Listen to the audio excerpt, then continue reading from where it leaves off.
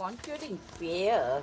Living with passion, 10 simple secrets that guarantee your success. Wonderful. Nothing in life is to be found, it is only to be understood. Fear is a tricky subject to tackle head on. To get a handle of fear, let's return for a moment to the matter of belief. Remember that belief is a key to success no matter what career, business, enterprise you choose. You must believe in your product or your service. You must believe in your company, their mission, integrity, and what they stand for. And you must believe in the people you work with as well. There's no way to fake any of this if you don't believe in what you are doing. You simply cannot be successful. We have all made business people whose words just didn't ring true. Like a Honda salesman who drives a Toyota, how many people do you know who are trading the time for money in a job they can't stand? How persuasive, honest, and service oriented is a person who doesn't believe in what she is doing for a working, much less for a living. The key to conquering fear lies in mastering belief. Belief, like life purpose, is one of those pass or fail things. You either have it or you don't. And of course, the most important belief of all, you must believe in yourself. You must believe in your values, your unique talents, and special gifts, your purpose, your goal, dreams, and aspiration. You must believe that what you are doing is making a difference, that you and your efforts are to be a contribution to others. After all, if you don't believe in who you are, what you are doing, who will? Everything in sells. Aha! The key to successful sales and selling is belief. Every business, career, occupation, enterprise of any kind is sales. In fact, every interaction you have with all of your people you come in contact with each day is sales. I know a lot of people who don't want to hear that everything is sales. That's because most people are in the habit of saying or thinking, I can't sell, I do not like to sell or be sold, I won't sell. How is that for no possibility? I suppose that's why we pay people, salespeople so much. And they are the green breed of business. It's a dirty job, but somebody got to do it. And since nobody else wants to sell, it's obvious one of the most dangerous and risky jobs around. So those whose income earning salespeople must be getting hazard pay. Just for fun, next time you meet someone who says he doesn't like or want to sell, ask him to tell you more about that. Then sit back and listen as he spends the next 5 minutes or more masterfully selling you on how he can't sell. The truth is everything is sales. We sell our friends on going with us to the movie we want to see, the restaurants where we want to eat, the dishes we want to share. We all sell our kids out believing in themselves and on cleaning up their rooms. We sell ideas, concepts, thoughts, opinions, and feelings. Teachers sell knowledge and discovery. Preachers sell belief, faith, and good works. I'm selling you on your own success. The most important sell of the day is what we sell to ourselves. When people say they can't sell, that's not the truth. What they are really saying is, I don't believe I can sell. I don't believe in myself. And you know what? That's just not true either. They believe all right. They believe the negative beliefs about themselves. They have a negative belief about themselves. They are very negative belief. No matter how artfully conceived or rationally explained, comes down to the one big near universal negative belief that every single person on the planet shares: fear. Fear, friend or foe. The enemy of empowering belief is fear. Fear is what hurts, stops us in a successful pursuit of our goals and purpose. And fear is what each of us must learn to conquer. I know there are schools of philosophy that say love your fears. That doesn't make much sense to me. We all have fears, some of us. It's empowering too, but love it. I would rather lose it. Now let's make a distribution here. I'm glad I have some fears of, as I said, some fears happening, such as being afraid about stepping in front of the speeding truck. I'm afraid of things like chainsaws and other power tools, guns, cars going 120 miles per hour, 220 volts of electric power, tornadoes, and drunk drivers, war in the Middle East and the like. I consider those to be pretty healthy fears. They compel me to act with great respect and take care of when crossing the streets, sawing logs, and repairing an appliance. Those fears motivate me to take positive action. That would be foolish to be fearless in those and many other situations. I've got another fear. We'll waste our planet's resources and grid our behavior for generations to come. I consider that an empowering fear. It leads me to recycle and use durable things that last, to buy products from green companies and people who have made a commitment to a cleaner, healthier, and more respectful world. That's an example of the fear that serves me.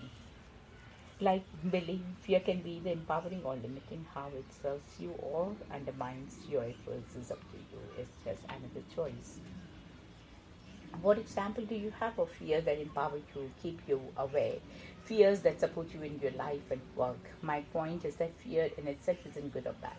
Just like beliefs, fear can be the empowering or limiting. Fear is a tool, and like any tool that can be used or built to destroy. The quality of how it serves you or undermines your efforts is up to you. It's just another choice. In most situations, other than the crossing the freeway, rewiring your home, life threatening ones, choosing fear rather than empowering belief means choosing a life of unfulfilled goals and aspiration. This choice is the true enemy of success. Fear of what? The most common fear we have been human beings have is the fear of the unknown. For some reason, we got it into the collective minds ages ago that we have to know what would happen before we take action. Safety first was drummed into us, eventually becoming the fear of unknown. While this is the most common fear of all, probably the source of that other monster fear, fear of dying. The following story makes serve to rid you of this fear once and for all. I was convinced of President sentenced to death by firing squad. As the drums rolled, the man faced his executioners. The commanding general announced, "Sir, you have a choice. You can accept your fate or die, and die before this firing squad, or you can go through this black door over there." He was given 2 hours to think about it. 2 hours later, the man was returned to the prison yard, placed in front of the firing squad, and his hands bound, a blindfold covering his eyes. The general then asked him, "What have you chosen?" The man replied, "I have no idea what my face me behind that black door. It would be a most terrible fate. No, I choose that fighting square." The order was given in short rank arm. The man fell to the ground dead. As they were leaving the prison, the head turned to the general and asked, "Sir, what was behind that door?" And the general, without expression, replied, "Freedom. Freedom. Risky business." This fear of the unknown comes from the desire to avoid risk. Very often, Very often, risk means anxiety. Did you know the character of the Chinese that represents the concept crisis is made up of two smaller characters? One means risk, the other opportunity. To reduce anxiety, people avoid the unknown. Facing the unknown means accepting the challenge of the unknown, and to accept the challenge, we must have with self-discipline and belief in ourselves. Have you ever seen the James Bond movie? Secret Agent 007 has this tendency to walk right into this enemy's stronghold and confront the sinister villain face to face. I love it. Bond has no idea what's going to happen, but you can bet that if he messes up, it's going to be horrible. One time, he's going to be fed to sharks, and it's time cut in half with the laser. But no matter, he always gets out of it. He keeps his cool. He's disciplined. He believes in himself, even when he has no idea what's coming next. For too many people, self-discipline literally means self-punishment. What do we do with the unruly 12-year-old boy headed for what used to be called juvenile delinquency? We send him to military school. Why discipline? Of course, that's punishment. Discipline, however, comes from the word disciple, which means two very interesting things: to follow and learn.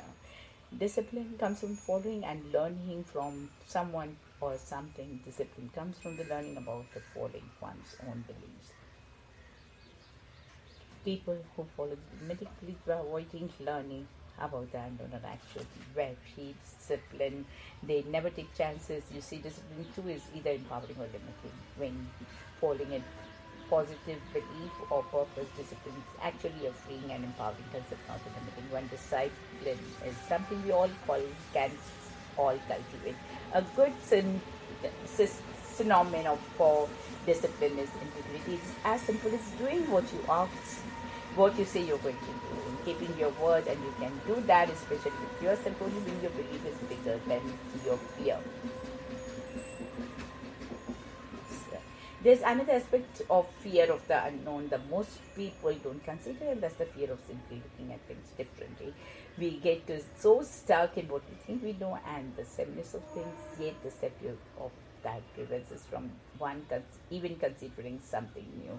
It's the security that prohibits us from looking out beyond that old tied and true position or point of view. And that's a major stumbling block of coming up with new and better ways of doing things. On the next connect page, you see a pattern of 9 dots. Here's what I want you to do: connect those 9 dots together using only 4 straight lines without raising your pen or pencil from a page. You can crisscross lines, but you can't lift the pen off the page. Got it? Okay, now do it. Well, how did you do? If by some chance your mind was a bit stuck in the same old way of looking things, here's the key to finding the answer. You have got to get outside the 9 box. How do you do that? Watch. Beautiful. Wow, so cute. Now, if you are really stuck in the pattern of limiting thinking, you're saying to yourself, that's cheating. Not at all. The solution follows the directions exactly. It just backs up a bit and takes a bigger picture of what's possible. It reaches into the unknown, going beyond what you think you know, even going beyond what you think you don't know, into the realm of what you don't know that you don't know. And the fascinating fact is that's the place of great possibilities for your life and success. Live and work like an artist with a blank canvas. Be willing to risk the inevitable failures that's going beyond your experience presence.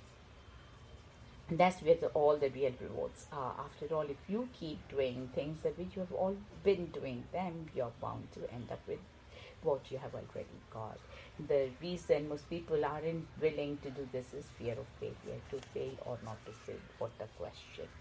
If you keep doing things the way you have been doing them, you are bound to end up with what you have already got. The next fear to conquer is the fear of failure, and the surest way to do that is to change your understanding of the value of what we usually call failure. To double your success rate, you must double your failure rate. Do you know that failures are critical to success? There is not a successful man or woman on this earth who has not a major failure many times before attaining the mantle of success. The very wealthy businessman once began a speech by saying, "It's true that I'm successful, probably the most successful person in this room. Would you like to know why? Because I have failed more times than anyone here." Check out the very impressive track record of another famous success story. Fired from his job in 32, defeated for legislature 32, declared bankruptcy in 33, elected into legislature in 34, sweetheart died in 35. Had a nervous breakdown in 36, defeated for speakers in 38, defeated in nomination for Congress in 43, elected to Congress in 46, lost bid for a nomination in 48, rejected for land office in 49, defeated for Senate in 54, defeated for nomination and for Vice President in 56, defeated for Senate a second time in 58. And in 1960, Abraham Lincoln was elected President of the United States of America. Can you name the 2 greatest home run hitters in the history of the baseball? Babe Ruth and Hank Aaron. Can you name the 2 players who had the greatest number of strikeouts? Babe Ruth and Hank Aaron. See what the wealthy businessman is saying. Thomas Edison had a great dream of making a working of electric candles and light bulb. Yet time after time, he experienced failure.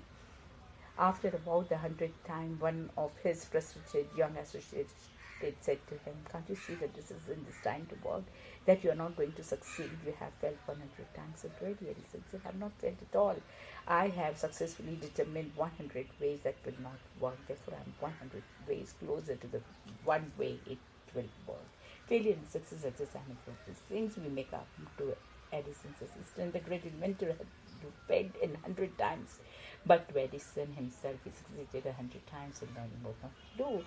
Is it empowering for you to define or describe success as a failure? Perhaps you think if you fail often enough, you have got to. a point when you just can't stand it anymore and you'll start succeeding. That's called backwards motivation. Well, why not start right now or by acknowledging your success instead? Here is a great exercise. I'm going to ask you to list 10 successes you have had today. The space is provided below. Even if you are reading just this after you have waken early in the morning and don't think you have done anything successfully, I want you to listen. 10 successes you have already had today. Go ahead and do that now. You must get into the habit of refining your actions and which is as successful and honestly that's all success is. It's not easy to get rid of the negative thoughts, no matter how unwanted they may be. In fact, lots of times it's darn near impossible. Your thoughts create your reality, your thoughts create your feelings, and emotional energy of feeling is a powerful ally for creating either success or failure. How did you do? Did you have a trouble listing all 10 successes? If you did, that's a clue that the way you define things is not serving you, not empowering you. You still think it works to pile up failures until there is no more room for them and you just have to succeed. Did you get out of the bed this morning? That's a success. Did you shower and shave and brush your teeth? That's a success. Well, did you? What else did you do? What? That's a success. That's a success. That's a success. I must get into the habit of defining your successes and the results that occur in your life and what is successful. And honestly, that's all success. It's all a habit.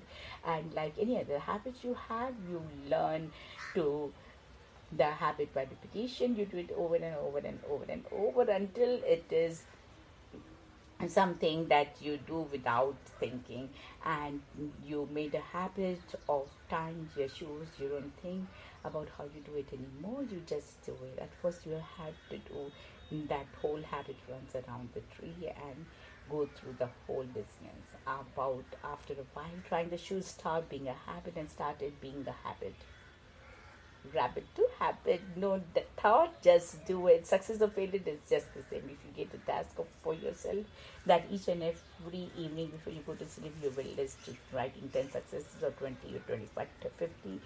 If you are impatient and then the crash goes, they very soon you will establish the habit of success. Can you imagine a better habit to have? I guarantee you can do this. It's easy and fun and it works. The success habit to it. By the way, I want to stress that to me, failure and poverty do not mean the same thing. For the sake of this, I'm assuming that most people desire financial success along with all the other successes for a risk-free, rewarding life. After all, in this Western culture of ours, we are going to require money to achieve many of the goals you have set for yourself. And in a very real sense, money is required for freedom in today's world. But there are many more poor people that are not failures and many rich ones who are. However, the fear of poverty has the same roots as the fear of failure. Poverty and wealth are diametrically opposite. If you don't want poverty, you simply must stay away from it on all levels, not just financial property. There's emotional poverty, social poverty, intellectual poverty, and more, just as there is an abundance in all these areas. Avoiding these poverties may sound difficult to do, but as I said earlier, one of the few things over which you have true and total control is your thoughts, and remember your thoughts will become your reality. Your thoughts is something you can create. In fact, it's just with our thoughts that we have the power of creation. Once again, you must have the discipline and focus to keep all your positive thoughts in your mind while removing all negative thoughts. Have you ever tried to kick out a negative thought? That try again. The word itself is a clue that you're on a wrong track. It's like taking a stray animal, feeding it for a couple of weeks, and then deciding you don't want it around anymore. It just keeps coming back again and again. It's not easy to get rid of negative thoughts, no matter how unwanted they may be. In fact, lots of things. It's dying near impossible. That's why so many people pay such good money for courses and products to help them try to stop smoking this way and get rid of any other prevalent bad habit. Instead, what you do is simply replace that disempowering or limiting thought with a positive, more empowering one. Each time that limiting thought of fear starts to replay in your mind, stop the thought right in the middle sentence and replace it with the opposite, with a positive, positive thought. Remember, your thoughts create your reality. Your thoughts create your feelings. And the emotional energy of feelings a powerful ally for creating either success or failure. Again, it's a choice and it's up to each of us, moment by moment, to make the choice for life and success. And that's another really important point. This business of creating positive thoughts is a moment by moment thing. If The instant you succeed in trying to turning to negative to positive, that negative is going to do its best to reassert itself. After all, it's fighting for its life, and then so are you, and it's really up to you which one of the two wins. Simply replace this empowerment in or limiting thought with a positive, more empowering one. All fears, including those most successive fears of poverty and failure or failure, are nothing more than state of mind. If you want to walk around in a positive state of mind, that will have you on top of the world, bringing you great results you never dreamed were possible. Gratitude is it. What state do you live in? No, that's not an inquiry about your geographical location. The answer is your state of mind. All fears, including those most destructive fears of poverty and fear of failure, are nothing more than the state of mind. State of mind come about by the mental habits we create over and over until they exist automatically. When you or I are in a state of mind, we have probably just found ourselves there without really knowing how we got there and why. We don't plan the trip, we just show the Dr. Ville or Kant City or wherever. And please, as the joke says, I'm a professional. Do not try this at home. You need experienced guidance to do this exercise safely. I was presenting a seminar once in a small town in New England. I always select a few older and slightly built women to come up front and break the boards because it makes an example of so much more powerful. They don't think they can do it, and soon most of the other participants agree with them. On this afternoon, there was a woman I'll call Mary in the crew. Mary was, by her own admission, a failure who could not succeed in business or relationship.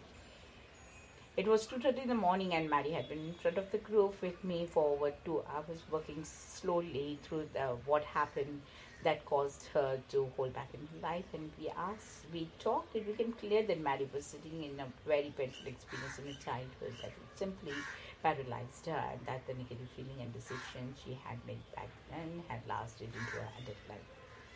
Mary revealed that she had been sexually abused as a child, that was something she had never told anyone before, much less said publicly in front of 50 strangers. That alone was a breakthrough for her.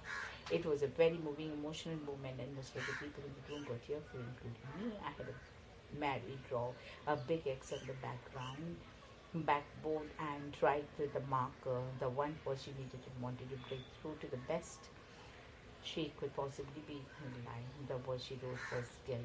That was Mary's biggest fear. I showed Mary the technique, the posture, breathing, arm and hands movements used to break through the board. She was hesitant.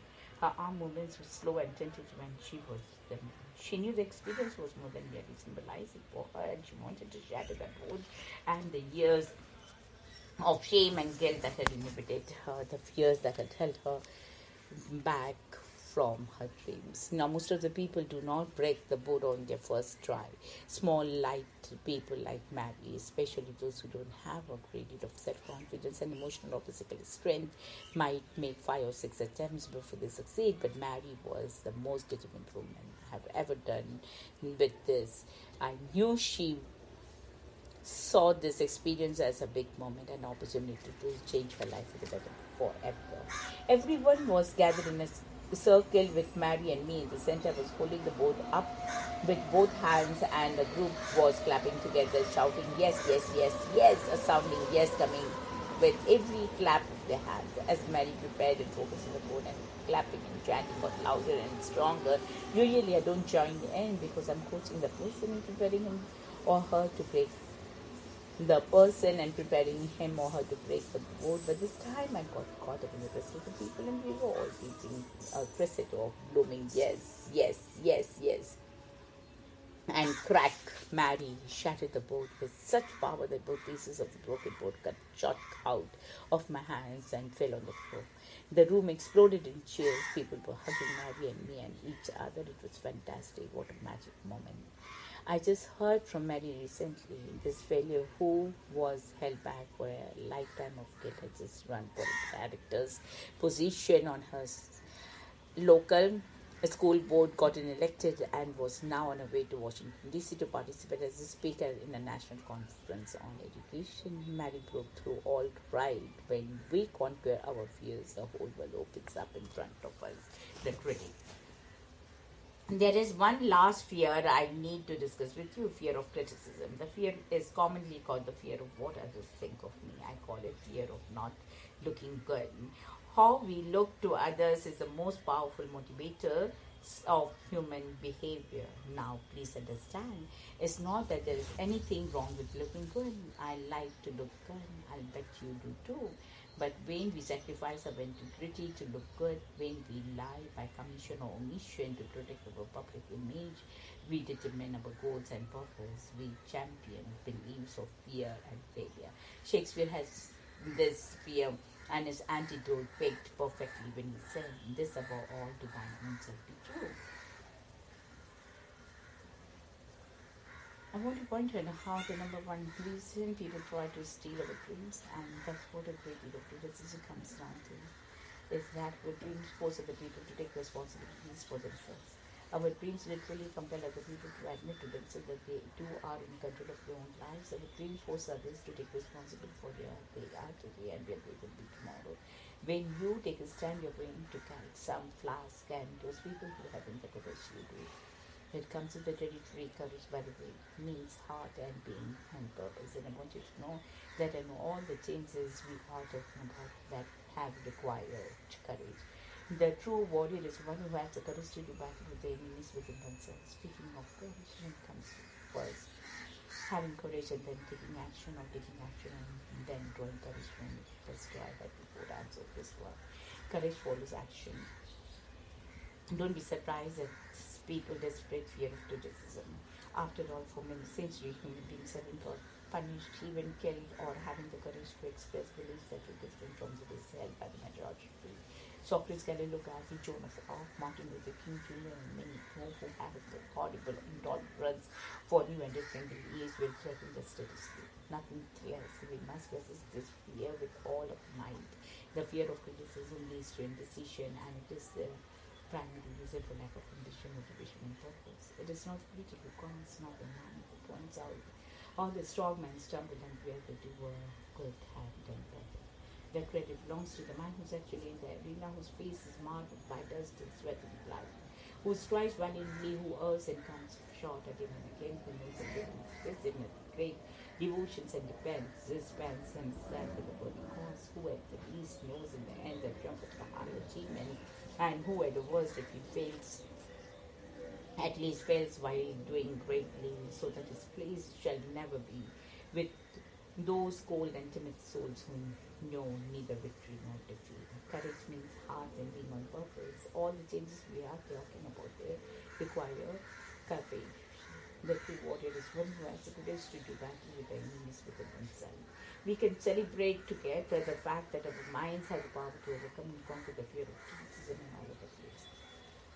It's fun for me to be a warrior in this battle with my fears. At first, I wasn't very good at it, and just doing the sport or any other pursuit. I have the most fun when I'm doing at something, but I'm surprised at how good I became, how quickly it doesn't take long. I also like the courage challenge. Once I got good at fighting fear, you know what happened? I started looking for bigger ones to battle. That's the one problem with this business of conquering fear. Once you do it, there are very few fears around to fight anymore. And you know what that means? That means we need to move on to still more exciting challenges and a bit more fulfilling ones. Secret number 5, attitude. Aha. And any time facing us is not as important as our attitude towards us, but that determines our success or failure. Norman Vincent. Beautiful. The attitude you have when you are with other people is the greatest influence on their thoughts and feelings. Attitude is the switch that turns on everything else. When you master your attitude, you master your life. Before anybody buys anything from you, a product, an innovation, and a recommendation, an opportunity, a possibility, anything, they first must buy your attitude. The quality and effectiveness of all your communications is the matter of attitude. The attitude you have while you are with other people is the greatest influence on their thoughts and feelings. Your attitude means much more to people than what you say to them. Have you ever heard people don't care how much you know until they know how much you care? That's attitude and that's power. Do this. Have a conversation with somebody you know well. Choose a friend so as not to offend. And while you are speaking to them, keep telling yourself you don't care about them. Just keep saying in your head, I don't care, I don't care, I don't care. And watch what happens. I'm certain you can imagine the outcome. One of my goals is to have each person I speak will successfully cultivate the attitude of passion. I'm convinced that an attitude of passion creates peak performance. My recorded voice, mail, greetings, messaging, some of the words. Have a great day and live with passion. Beautiful. Mastering your attitude. I'm also convinced that the most powerful key to success of all is directing and managing your attitude. If we hire a team leader alive, it's more than adept at the skill, and please understand it is a skill and therefore it can be learned and so with any other craft or skill. Every real leader I have met is a master of his or her attitude. In fact, we could probably separate people in two broad categories, those who are masters of their attitude and those who are servants of theirs. How do you become the master of your attitudes? How do you stay up, especially during those tough times when the chips are down? The answer is surprisingly simple, and isn't that the joy? Super successful people continuously run with their highlight films and the TV screens of their minds. You have seen those short clips of spectacular athletic plays of the sports section of the evening news. That's what I mean. Successful people are always putting themselves make that diving catch, that spinning basket, that with breaking effort, that just like a big win. They just change the game to fit their own circumstances. When the going gets tough, the tough watch movies of themselves and positive productive action. Then another way of saying this is successful people believe their own praise. I know. We were taught not to do that. That is self centered or ego stroking. No, in fact, not necessarily. Remember that your own success is the greatest gift you have to give to those whose lives you touch. You know the expression, when you laugh, the whole world laughs with you, but when you cry alone. Yes, another way of saying that. When you succeed, the whole world succeeds with you, but when you simply try alone. The most powerful success key of all is directing and managing your attitude. Every real leader I have ever met is a master of this skill. Your success is a gift. The truth is, creating a success habitude in yourself is the opposite of being egocentric. It is wallowing in self pity and mediocrity and shirking from stepping up to the plate to swing a full home run successes of which you are capable. That is self centered. So go ahead, get your high performance movies ready to play in your mind screen room. Now, these highlight films of you in action can come from your own actual experience, or you can make them up. You don't have a story with some stock footage of you doing the fantastic in a similar situation. Use the imagination to make up a new one. Either way, there's both real in terms of how your mind perceives them. This highlight film of yours will produce an immediate positive result. Positive attitude, seeing yourself at your best is the best way to shift your attitude into high performance gear. Now you know that I am on this mission to instill a passion in people. I instead and expect to persuade every one of you reading these words to demand more from life, to never again settle for less than the very best your life has to offer. After all, the reason we are made in God's image and likeness, and I absolutely believe we are, then how could we possibly accept mediocrity? Expect success, you deserve it. We can't and you won't. If I approached writing this book with an attitude of don't worry, be happy, you would probably respond to it with a thanks a lot. But from reading what you have so far, you know I feel much more passionate than that. I know you are. We all are listening for success, so expect success. You deserve it. It's coming right at you right now. That's the attitude I'm writing with, and that's how I know this book is this time to empower millions of people. And what's more, that's the attitude that I request you read this with, the question of attitude. One of the most powerful ways of maintaining an empowering attitude is to ask yourself empowering questions. It's the kind of questions you ask yourself that determine your focus and direct your actions. There are three questions I found that are exceptionally powerful in generating and maintaining a positive, passionate attitude. Here they are. Empowering question one. What's great about this? No matter what the conditions around you, you can always find an answer to this question. I know it may be difficult at first, but really all you need is practice. Once, when I was working with Robbins Research International, I had to be in San Francisco for presentation to 50 independent representatives of financial service at 7 that morning. The meeting was 2.5 hours away from where I was staying at the time. So up and off I go, arriving at the same time the sun came up, and there were 12 people in the room, not 50, 12. Okay, I said to myself, what's great about this? And myself began to grumble. Well, up at 7, at 4 in the morning, pitch black, cold, damp, drive 2.5 hours, expecting 50 people, only 12 here, grumble here, here's nothing great about this. I knew from experience what this really meant. All it meant was that I had to ask the question again in such a way as to get my attention. Attitude questions like love are wonderful second time around. So I screamed inside my head, that is, and then I realized that what was so great was the opportunity to empower a dozen people to break through to a new level of passion, happiness, and success, which I could have slept through if I wasn't there. I had my answer, but then an interesting thing happened, and it happens 99 times out of 100 when I ask myself this question. What's great answers kept coming. Having 12 people enabled me to be much more intimate with each person in the group. I could give each person really personal attention, and we could all take more time on the points of my presentation, which would involve them all more and make us more powerful as a group. Because the quality of our relationship would raise the level of the work we were doing together 2 or 3 times what it could have been if the group were larger, and we would have be able to go deeper and higher, and the people would be able to interact more with me and among themselves, which always supercharges the group and results in building together as a team. I knew when that happened that would go back to the organization inspired and charged. I would have created a daisy chain effect that would spread the word out in a geometric way and eventually touch hundreds and even thousands of people when all I did was meet with 12.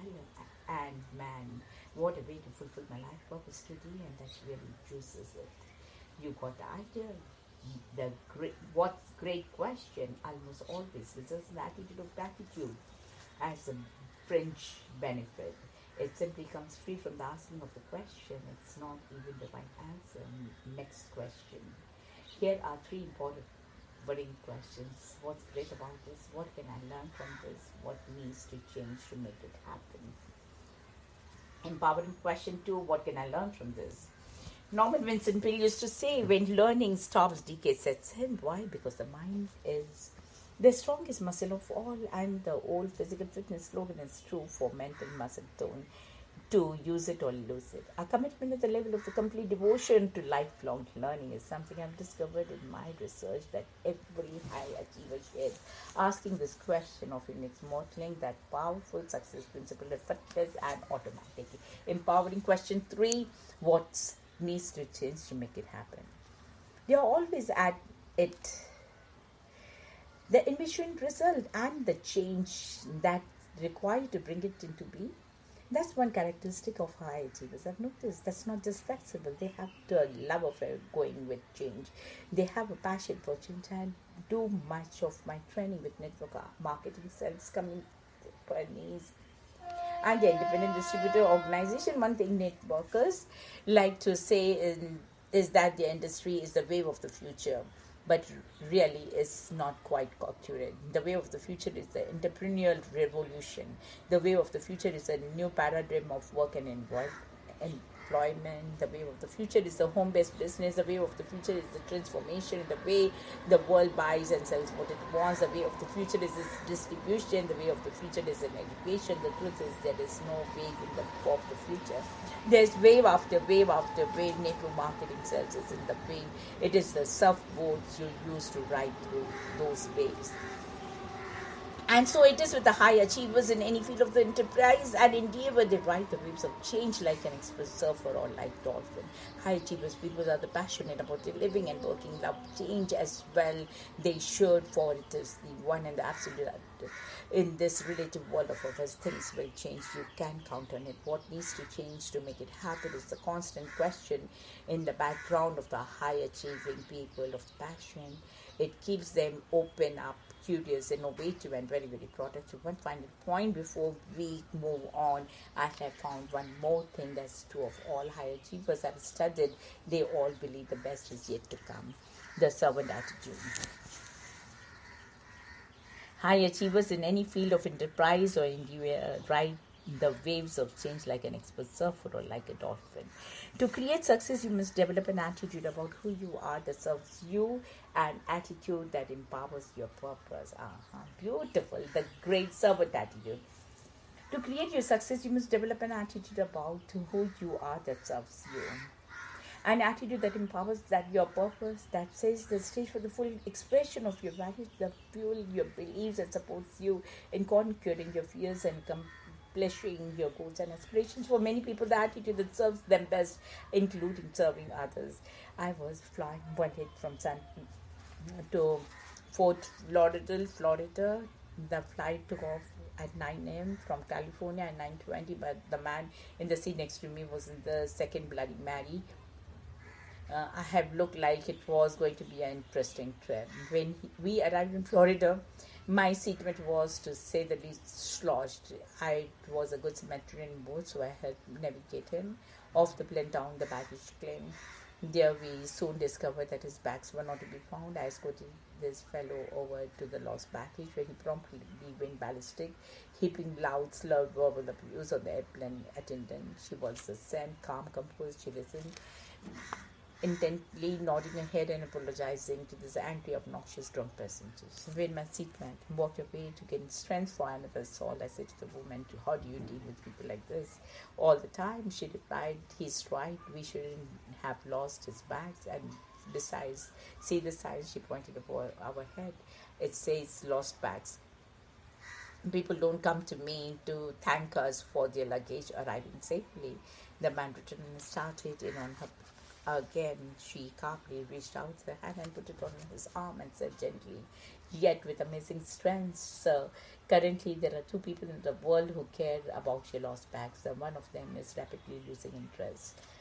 And she was incredible. She finally located his bags, informed him that they were on a flight which would arrive in an hour, and took all the information down and promised his baggage would be delivered the right moment it arrived. She would see to it personally. I pulled my friend into a cab and went back into the airport and took a moment to tell that woman what a contribution she had made to me. I had just mentioned to her what a difference she had made to me as a stand of the power of attitude. What a living example of serving leadership.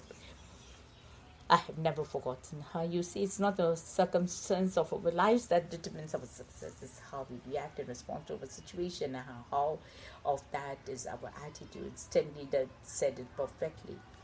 You may be dead broke, and that's the reality, but in spirit you may be brimming over with optimism, joy, and energy. The reality of life may result from many outside factors, but none of which you can control. Your attitudes, however, reflect the ways in which you evaluate what's happening.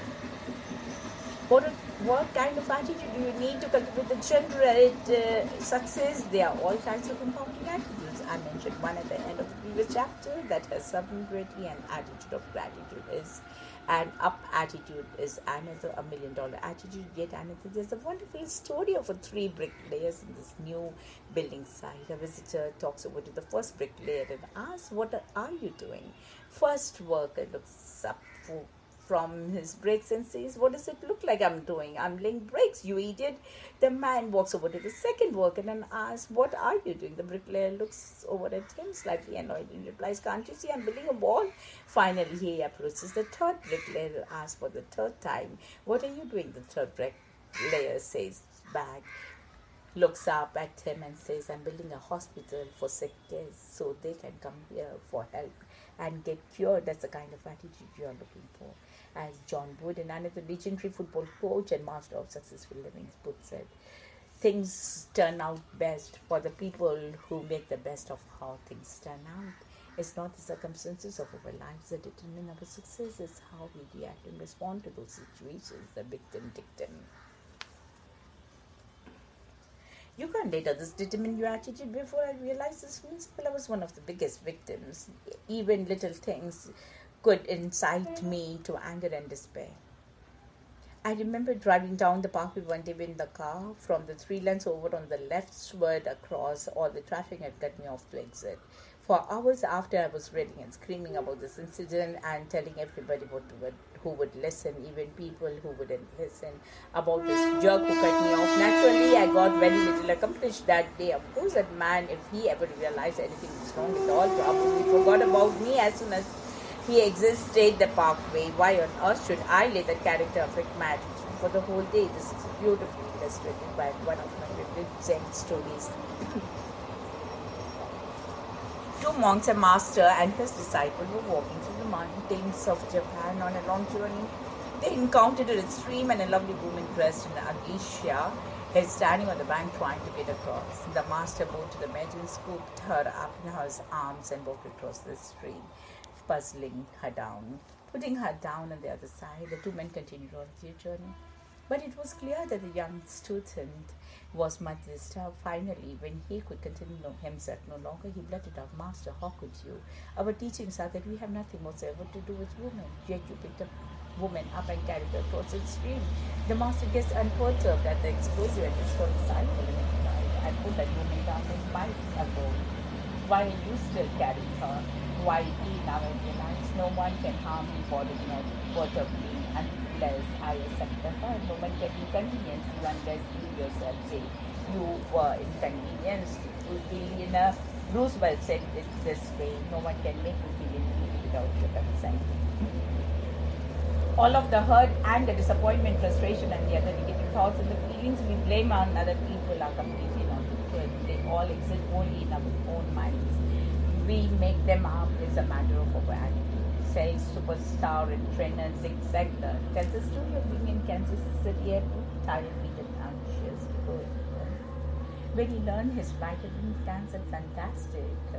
The Harry ticket agent looked at Zig were the strongest things she had ever seen in her life and said, "Sir, I just told you your plane was cancelled," and you replied, "Fantastic, yes. Well, there must be a darn good reason to cancel the flight. It could be a bad weather or mechanical problem, or either way, I think it's a great.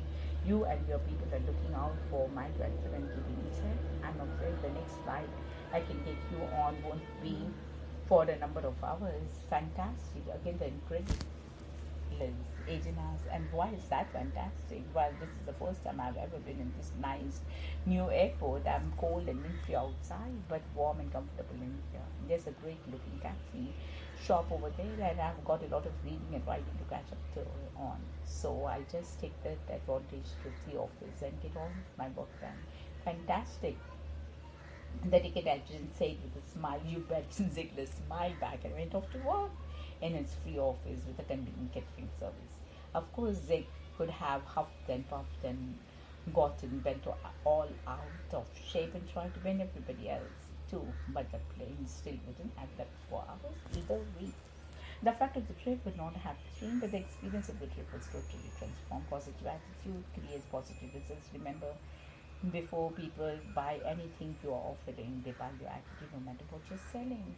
All of the hurt, anger, disappointment, and frustration and other negative thoughts and feelings we blame on other people are completely not the truth. They all exist only in our own minds. We make them up, reinventing the past.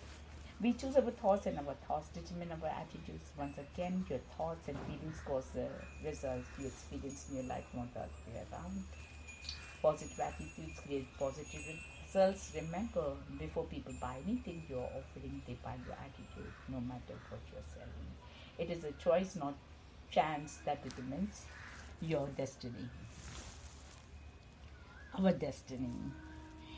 One of the most common attitude traps we all seem to fall into is keeping the past alive. And one important truth about the past is that it's always water under the bridge. I once heard one of the great motivational speakers, whenever, wherever you are, be there. Are you old enough to remember the 60s classic Be Here Now? They are both saying the same thing.